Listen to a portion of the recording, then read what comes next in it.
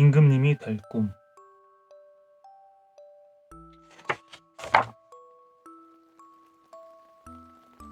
선덕왕이 신라를 다스릴 때였다.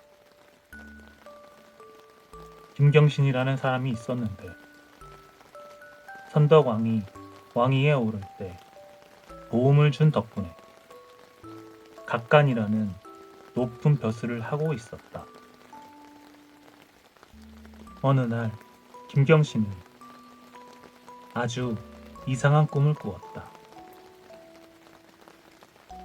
꿈속에서 자신이 머리에 썼던 두건을 벗고 흰 갓을 쓰고는 12줄 가야금을 든 채 천관사의 우물 속으로 들어가는 것이었다. 잠에서 깬 김경신은 예사롭지 않은 꿈 때문에 마음이 개운치 않았다. 허허, 꿈 한번 무성하구나. 이게 대체 무슨 꿈이람? 김경신은 이해할 수 없는 꿈이라고 생각하며 얼른 점쟁이를 불렀다. 그리고 자신의 꿈을 풀이해 달라고 부탁했다.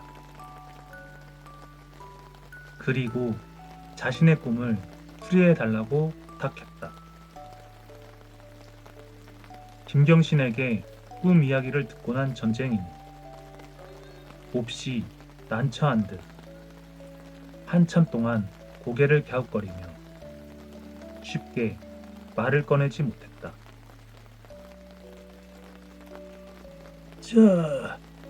말씀드리기가 무척 죄송스러우나 그리 좋은 꿈은 아닌 듯하옵니다. 대체 무슨 꿈인데 그러시오? 꿈에서 투건을 벗는 것은 관직을 잃을 징조이며 12줄 가야금을 든 것은 칼을 쓰게 될 것임을 뜻하옵니다. 또한 우물에 들어간 것은 감옥에 갇히게 될 초짐이옵니다. 뭐시오? 김경신은 깜짝 놀라 안절부절 못했다. 다음 날부터 김경신은 꼼짝도 않고 방에만 틀어박혀 지냈다. 방문을 걸어 닫고 아무도 만나지 않았다.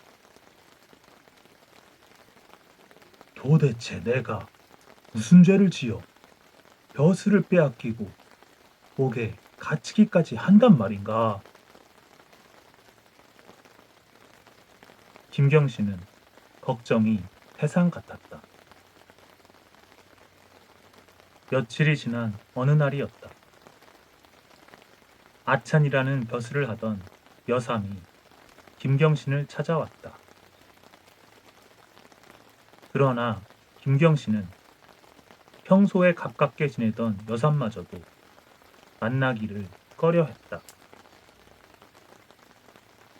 미안하오. 내가 병이 깊으니 돌아갔다가 뒷날 다시 오시오. 김경신은 문도 열지 않고 엉뚱한 핑계를 댔다. 그런데 무엇인가 눈치를 챈 여삼은 돌아가지 않았다. 꼭 만나 뵙고 가야 합니다. 그러니 언제까지라도 기다리겠습니다. 여삼이 이렇게 나오자 김경신은 차마 거절할 수가 없었다.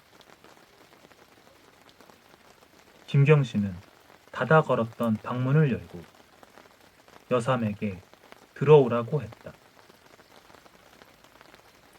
근심하고 계신 일이 무엇입니까?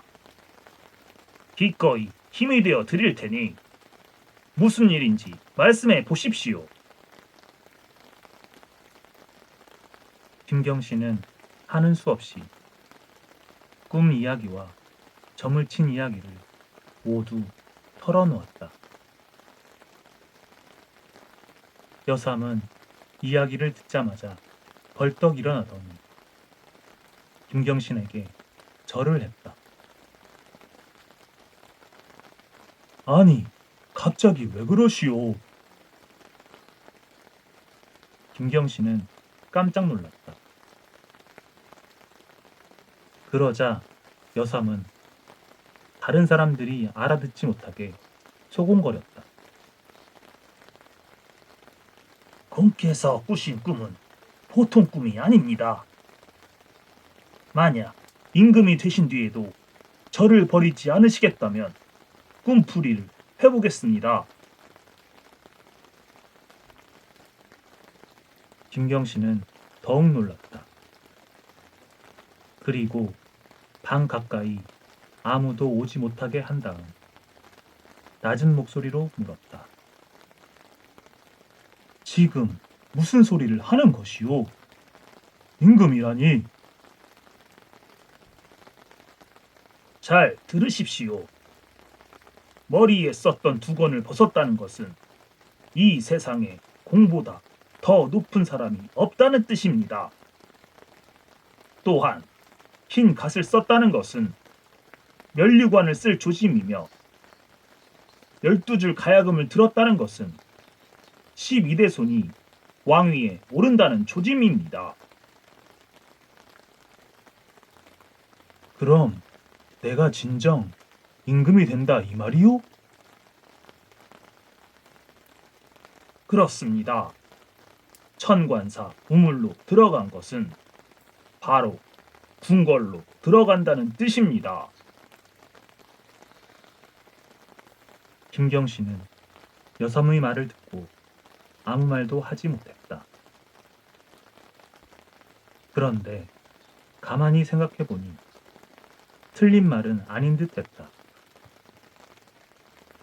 김경신 자신이 바로 내무랑의 12대 손이었기 때문이다.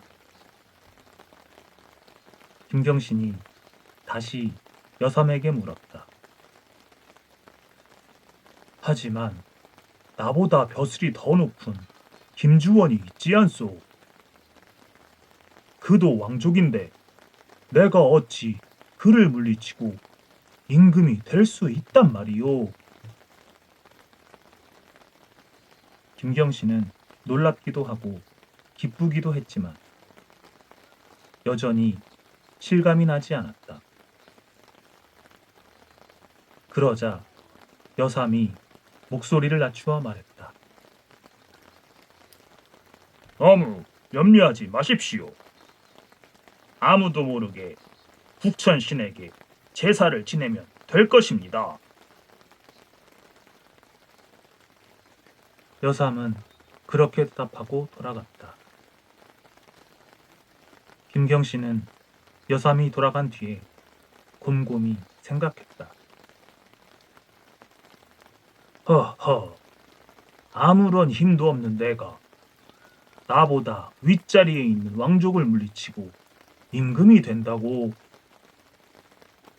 혹시 여삼이 내 걱정을 덜어주려고 지어낸 말은 아닐까? 하지만 여삼은 그렇게 괜한 말을 할 사람이 아닌데. 이런저런 생각에 잠겨있던 김경신은 결국 여삼의 말을 따르기로 했다. 김경신은 밤이 깊어지자 살며시 밖으로 나가 북천으로 향했다. 그러고는 온갖 정성을 다해 북천 신에게 제사를 올렸다. 그러던 어느 날이었다. 선덕왕이 갑작스럽게 세상을 떠났다. 여삼이 풀이한 것이 맞는다면 이제 김경신이 왕이 되어야 할 차례였다.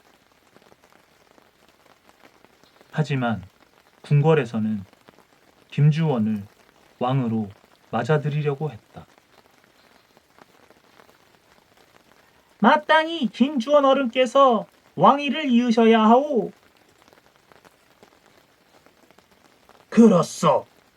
여러 왕족들 가운데 가장 벼슬이 높으니 그게 이치에 맞는 일이요. 어서 사람을 시켜 김주원 어른을 궁궐로 모십시다. 김경신은 실망했다.